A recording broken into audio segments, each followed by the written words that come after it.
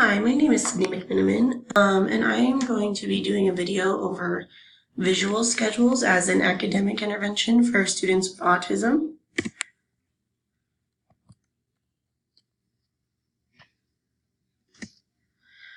Schedules are a part of the classroom structure needed by autistic students. So many students have problems with sequential memory and organization of time. Receptive language difficulties can also make it difficult for students to understand what they should be doing. So this kind of explains why schedules are important and why they need that type of structure. And schedules are a great way to start structuring students' lives. So a visual activity schedule is a set of pictures used to depict a sequence of events. And there's a little example up in the corner of one that you could use at home. So visual supports aid students with autism and communication, and they increase independence. And both of those we need within our schools as well. So these schedules can be used just about anywhere. Inclusive classrooms, they can be used for individual students as well as in gen ed classrooms. They can be used as individual schedules that go along with the entire class schedule. A lot of teachers do that, and it makes a really easy way for these students to continue to stay in the gen ed classroom.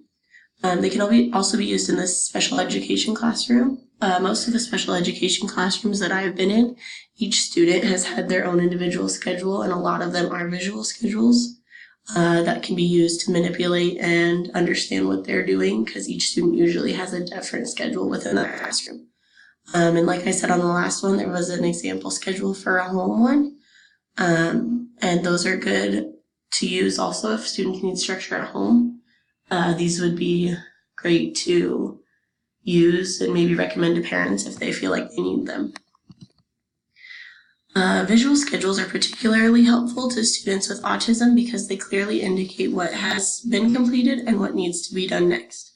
So it's a good use of structure, especially when students are consistently asking, like, what are we doing next? Or when is whatever you're doing now going to be done? Because that creates distractions for themselves as well as other students within the classroom that they're in. Also, it gives the possibility of increasing independence, which we want for all of our students. The more independent we can make them, the better. And then reducing transition time. So when students get distracted, going between, let's say, math and recess, or even recess and math, using that schedule to remind them, this is what we've done, this is what we need to do next, we're doing this now, here's what comes next. It also can be a way to prompt them, just give them a little heads up, like, hey, remember, after math, we're doing recess, or as a reward in that sense too.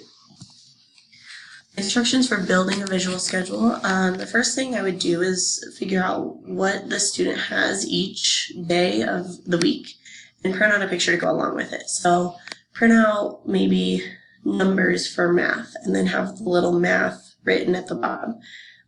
Recess snack, maybe even riding the bus or cleaning up the classroom at the end of the day. So things like that. So print out all the pictures you're going to need for the week. And then create a Velcro or magnet system for the schedule. That way the student can replace the tiles each day depending on what's needed. And obviously you can use whatever's best for you. I prefer magnets just because they are easy to remove. And then I like to put all of it together in a folder.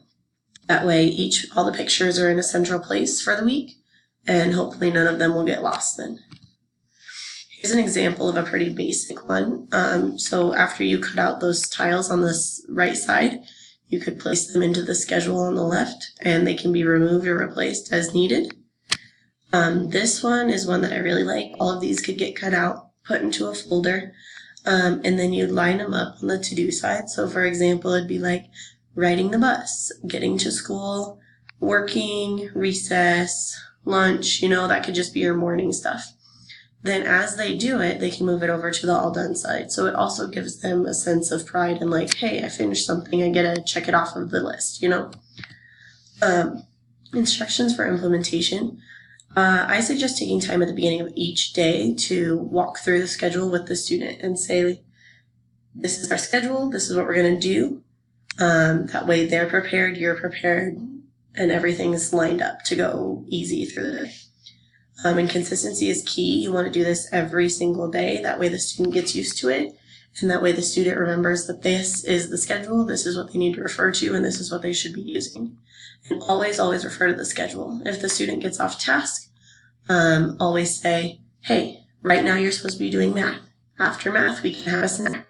So if that's what they want, if they continue to ask, when are we doing recess? Say, look at the schedule. First it's science, then reading, then recess. And don't forget to change the pieces as necessary, because if they have math on Mondays and not on Tuesdays, don't forget to switch that out. But I would always recommend to let the student put the schedule together in the morning as you're talking through it, and like moving them over to the all done side if you're using that type of schedule. That way they are in charge of it. Here's some resources for paraprofessionals.